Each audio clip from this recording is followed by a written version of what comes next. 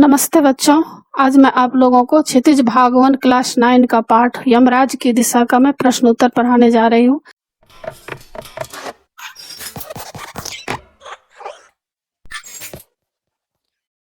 इससे पहले भी मैं इसका फुल एक्सप्लेनेशन बना चुकी हूँ। क्लास 9, क्लास 10 कृतिका, क्षितिज, स्पर्श, संचयन, उसका मैं सारा वीडियो बना चुकी हूँ। फुल एक्सप्लेनेशन, क्वेश्चन आंसर और समरी।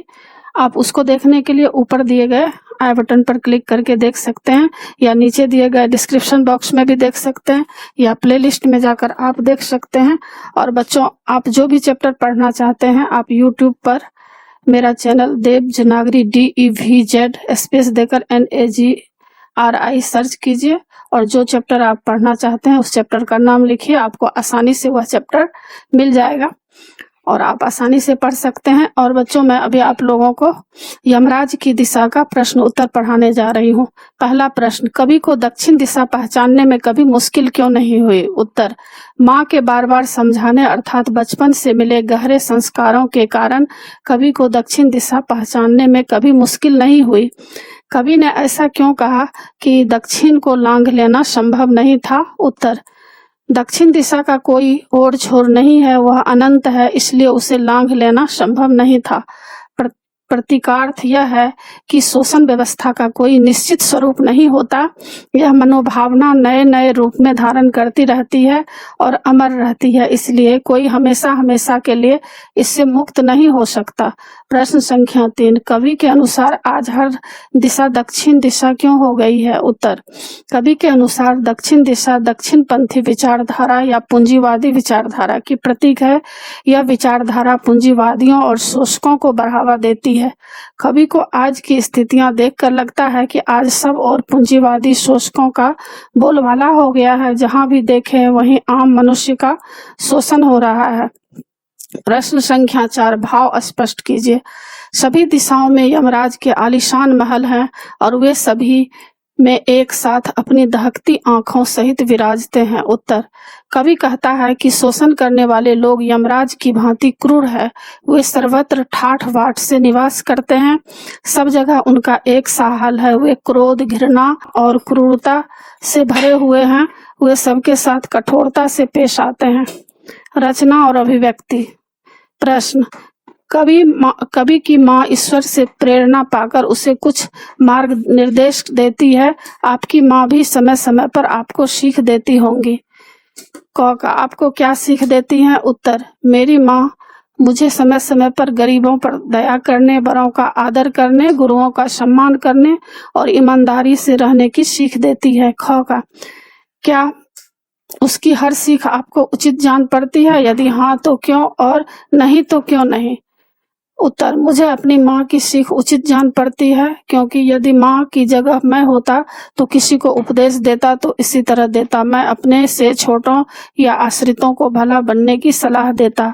निस्वार्थ भाव से किसी का भला करने का यही सर्वोत्तम उपाय है। प्रश्न संख्या 6, कभी कभी उचित अनुचित निर्णय के पीछे ईश्वर का भय दिखाना आवश्यक हो जाता है। इसके क्या कारण हो सकते हैं? उत्तर, मानव मन में शुभ अशुभ दोनों भाव हैं। कभी कभी उसका अशुभ मनोभाव बहुत अधिक जागृत हो उठता है, तब वह खून, हत्या जैसे घिनौने कार्य भी कर बैठते हैं। इस स्थिति से बचने के लिए ईश्वर का भय दिखाना बहुत आवश्यक होता है। ईश्वर से भयभीत व्यक्ति मन से ही मर्यादित हो जाता है।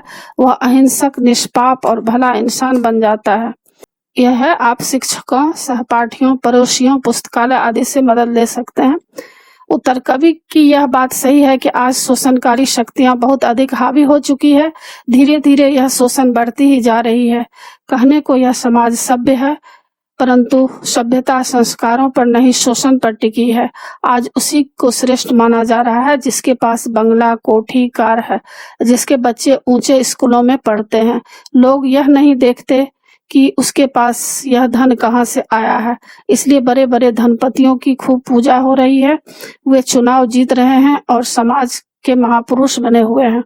इसके विपरीत ईमानदार व्यक्ति धक्के खा रहे हैं, उनकी मजाक उड़ाई जा रही है। यह देखकर हर आदमी अपने अपने आदर्श बदल रहा है। वह सेवा त्याग का आदर्श तजकर व्यवसायी बनता जा रहा है।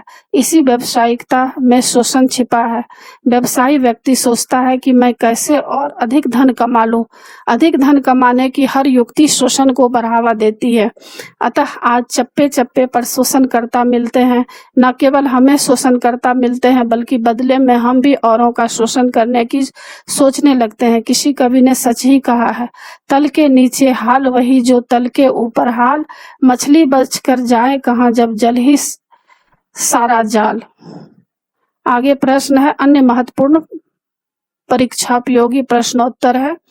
पहला प्रश्न, यमराज की दिशा के आधार पर बताइए कि बच्चों को बुराई से बचाने के लिए ईश्वर के नाम को छोड़कर और क्या तरीका अपनाया जा सकता है। उत्तर, कवि की मां ने अपने नन्हे बच्चे को दक्षिण दिशा में पैर करके सोने से रोकने के लिए ईश्वर का नाम लिया।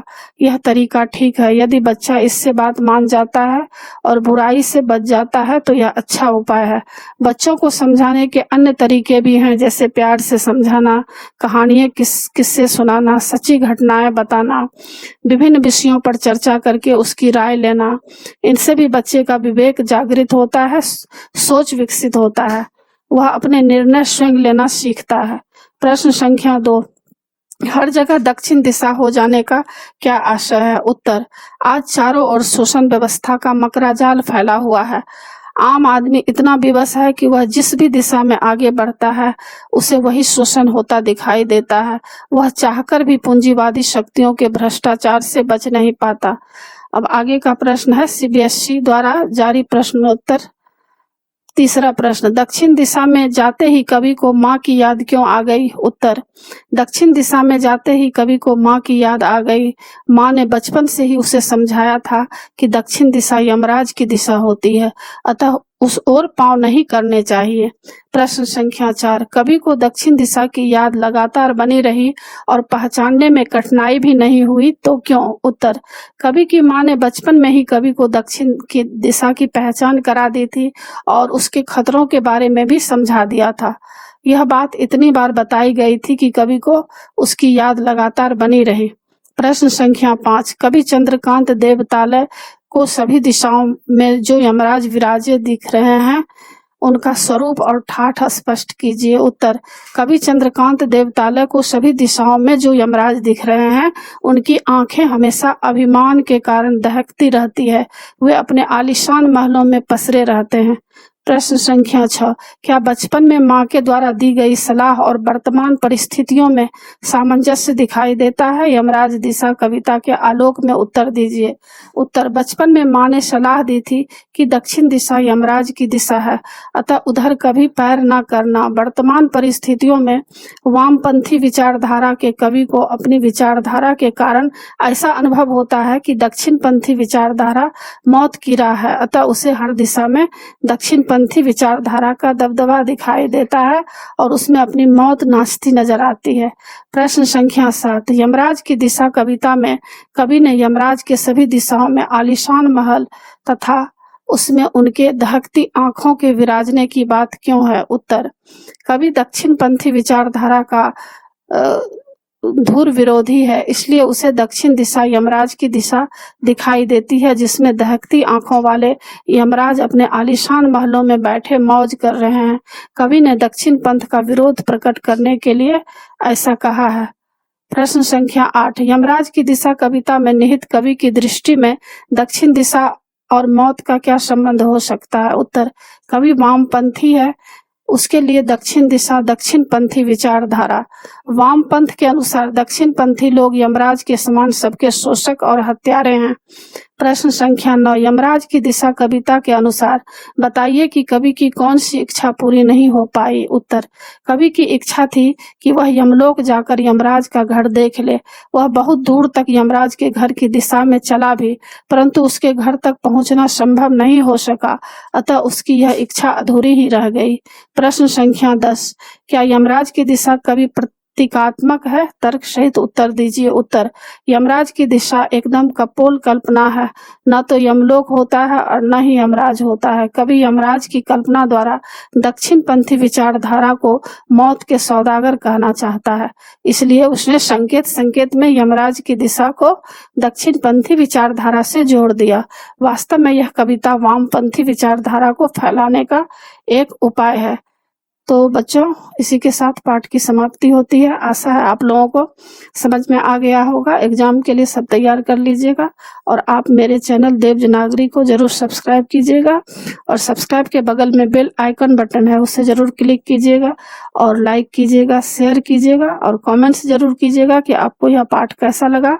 नए पाठ के साथ फिर मैं मिलूंगी। धन्यवाद बच्चों।